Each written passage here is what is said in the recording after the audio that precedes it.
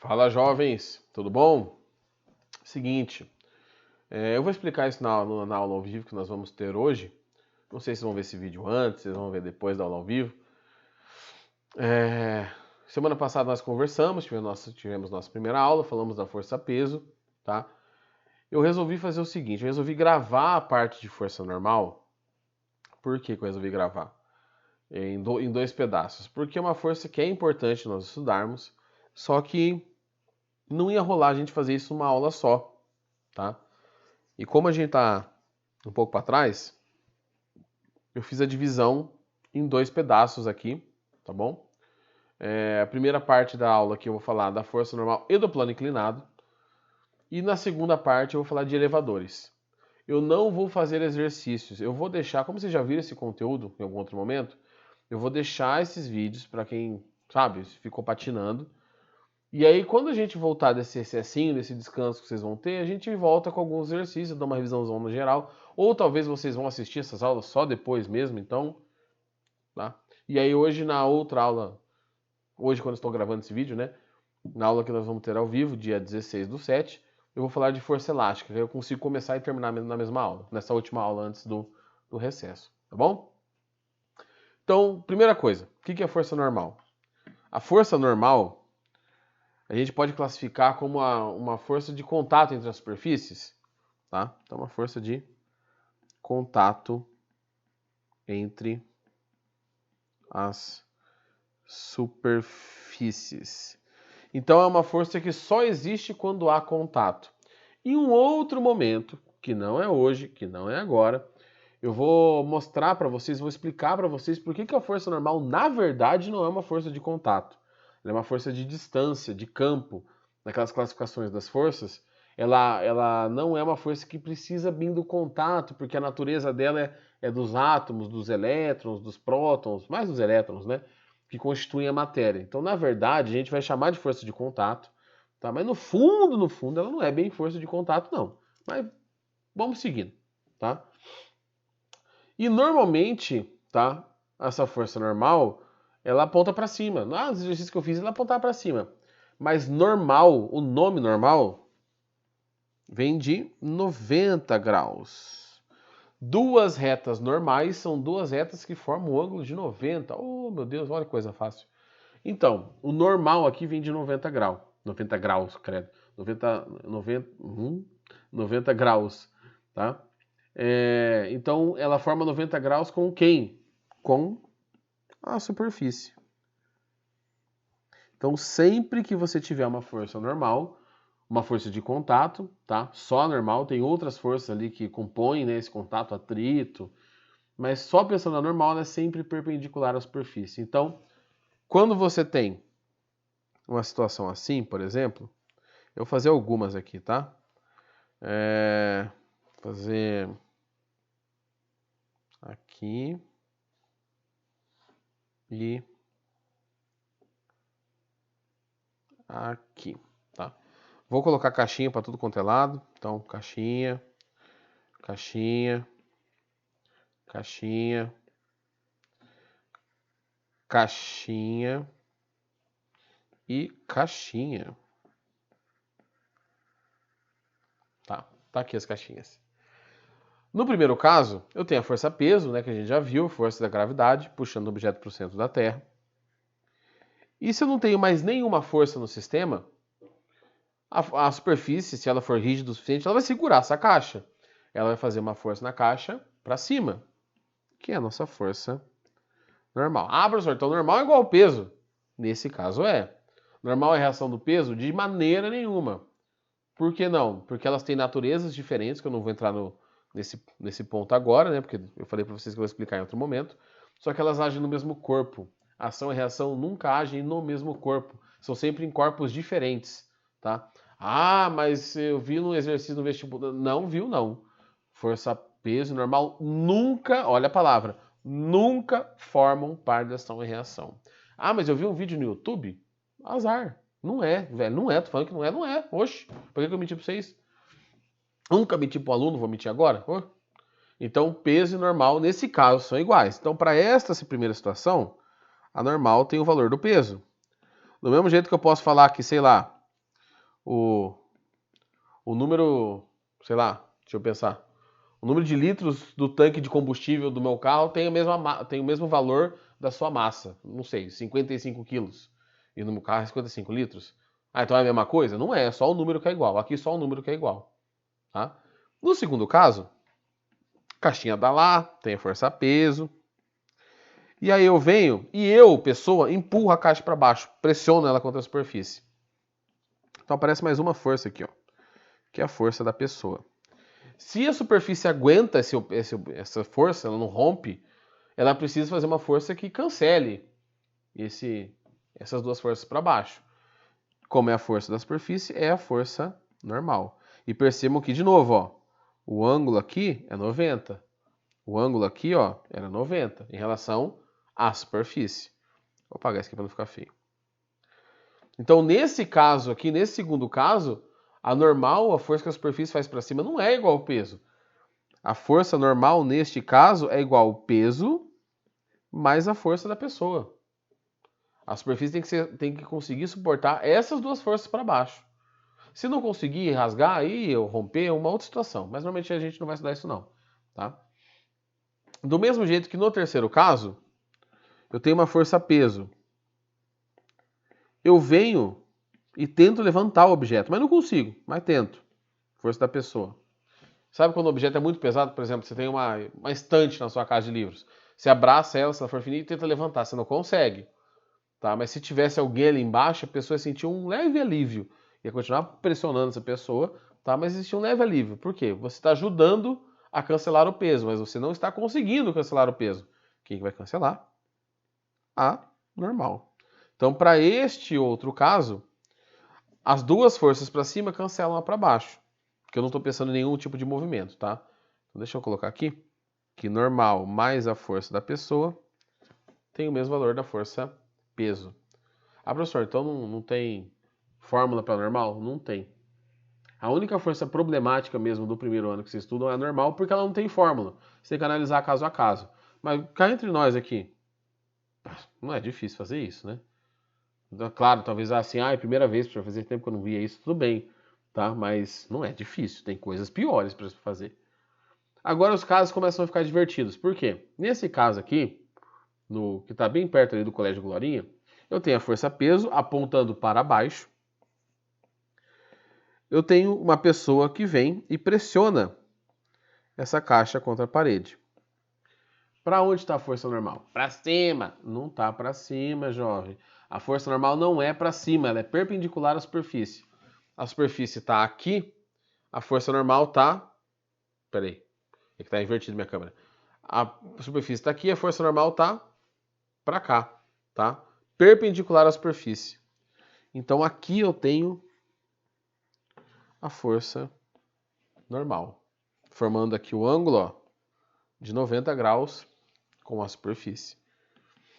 Tá? Deixa eu apagar esse negocinho aqui. Para esta situação, a normal é igual à força da pessoa.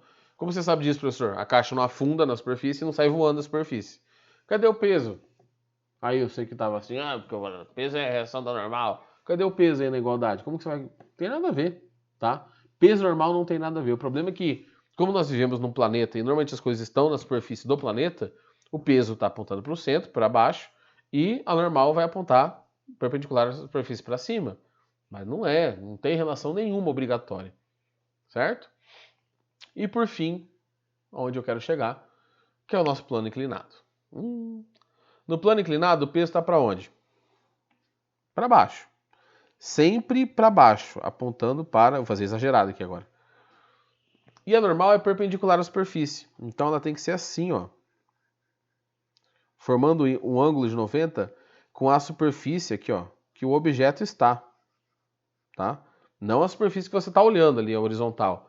A superfície que o objeto está, formando esse ângulo de 90. E aí, como que eu calculo a normal? Tá? Aqui é a primeira parte chata dela. Porque nos outros casos ali, gente, com um pouquinho de treino, para quem tava com dificuldade ou tem dificuldade, sai fácil. Agora, aqui já dá uma complicada. Então, vamos dar uma puxadinha para o lado ou para baixo? Vamos para baixo, né? Vou fazer um caso grandão aqui, que seria o plano inclinado. tá? Aqui temos o plano, temos a caixa. Esse plano está inclinado um ângulo θ, um ângulo genérico. Quer chamar de João, de Tobias, de Zé, de Maria, chama o que você quiser. Θ, uma letra grega, tá? Que normalmente a gente associa a ângulo mesmo. Temos a força-peso para baixo, igual eu tinha desenhado. E temos a normal. E aí, o que acontece aqui? Tá vendo esse ângulo θ? Este ângulo θ é exatamente o ângulo que forma aqui, ó, entre peso e aquela linha da normal. É o mesmo ângulo, tá? Não temos tempo e nem, né, para ficar, vou demonstrar para vocês que o ângulo é o mesmo. É o mesmo, tá bom? Acreditem em mim, é o mesmo.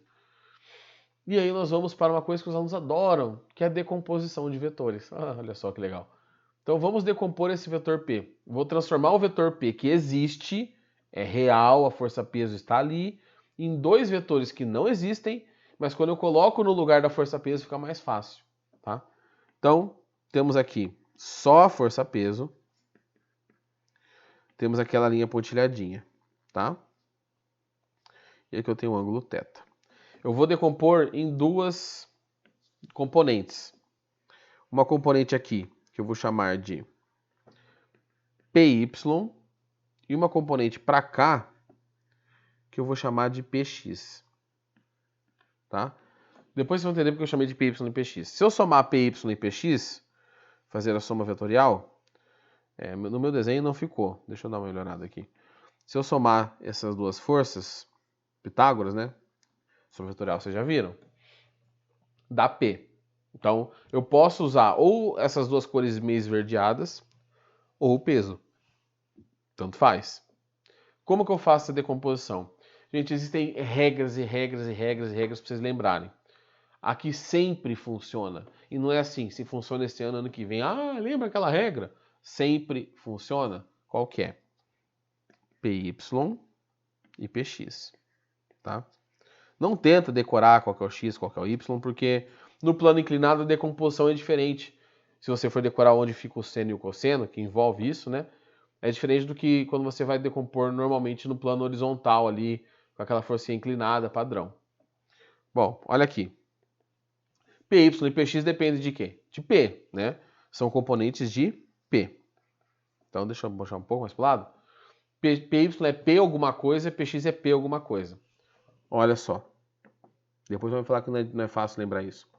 Entre P, deixa eu pegar uma outra cor só aqui, roxinho. Entre P e PY, o que eu tenho? Eu tenho um ângulo θ, não tem? Então, P, aqui minha câmera é invertida, tá? Mas P e PY, acho que ficou certo, tá? Entre P e PY, o que eu tenho aqui no meio? O ângulo. Então, PY é P com o ângulo θ, cosseno de θ. PY é P com θ. PY é P cosseno de θ. Muito fácil, hein? Ô, louco. E PX é P sem θ. Seno de θ. Pronto, está decomposto. Essa regra funciona para qualquer decomposição. Qualquer decomposição que vocês forem fazer. Toda e qualquer, tá? Não importa onde esteja o vetor, onde esteja o ângulo. Com ângulo e sem ângulo, a regrinha do... Vou colocar aqui, ó. Com ângulo, sem ângulo. Minha cabeça vai ficar na frente aí toda vez. Deixa eu dar uma volta aqui. Com ângulo, sem ângulo. Essa regrinha funciona sempre, tá? E aí quando eu faço essa decomposição, aí eu tenho que ter esse ângulo θ, né? Ou o exercício tem que passar o seno e o cosseno, não dá para adivinhar. Se eu tenho esse seno de θ e o cosseno de θ, eu posso calcular essas componentes. Calculando essas componentes, eu posso voltar lá no meu plano inclinado, onde eu tenho minha caixa. E agora, em vez de desenhar P, eu vou desenhar PY, que está aqui, e PX. PX. E é normal que já estava ali, né? Professor, por que você usou x e y se está tudo torto? Dá uma viradinha na cabeça assim, ó, de leve. Se der uma viradinha na cabeça, vai perceber que se você virar a cabeça até essa linha branca ficar na horizontal, o px ficou em x e o py ficou em y. Então é por isso, tá? E aí, como que eu calculo a normal? Essa caixa está afundando na superfície? Não. Ela está voando? Não. Então a força que comprime a caixa contra a superfície, que empurra a caixa na direção da superfície, é igual à força que a superfície faz de volta. Quem que comprime a caixa? PY. Então, neste caso, PY é igual a normal. Lembrando que PY é a componente que comprime a caixa. É aquela que tenta afundar a caixa na superfície. E Px? Px é a componente que arrasta a caixa para o lado. É a parte do peso, é a componente do peso que tenta fazer a caixa cair. Então aqui é a parte do arrasto, motor, vamos ver. Vou colocar arrasto, tá? Aqui o termo em si não... Então, quando a gente faz essa análise no plano inclinado, a gente tem que saber o ângulo, né? Ou pelo menos o seno e o cosseno. E eu sei que seno escreve com um N só, tá? Eu coloquei lá de sem com é sem com, sabe? O seno e o cosseno estão certinhos ali. O que eu ia falar? Deixa eu lembrar. Então, a gente faz decomposição, tira aquela força-peso, que em relação à minha superfície está inclinada, e agora eu trabalho com forças ortogonais, que formam só o eixo x e y. E aí, gente, é como se tivesse aqueles casos lá de cima, só que com a superfície tortinha. E aí você calcula normal, calcula PY, calcula tudo do jeito que você fazia antes. Tá? Então é importante, normal não tem equação pronta. Se você tem a força normal envolvida no problema, na verdade, a parte de leis de Newton, quando vocês vão estudar as forças, o que você tem que fazer quase que obrigatoriamente? Desenhe as forças que agem no sistema. Tá? Isso tem que fazer, não adianta. Não vou fazer nenhum exercício hoje, tá? Para não ficar muito extenso. Vou só falar de elevador rapidinho também, daqui a pouquinho. E nos vemos na aula para falar depois de força elástica. E essa sim eu vou fazer com exercício com vocês, tá bom? Então, gente, é isso. Espero que tenha ajudado. Vamos para o nosso próximo vídeo, que é o vídeo de elevadores.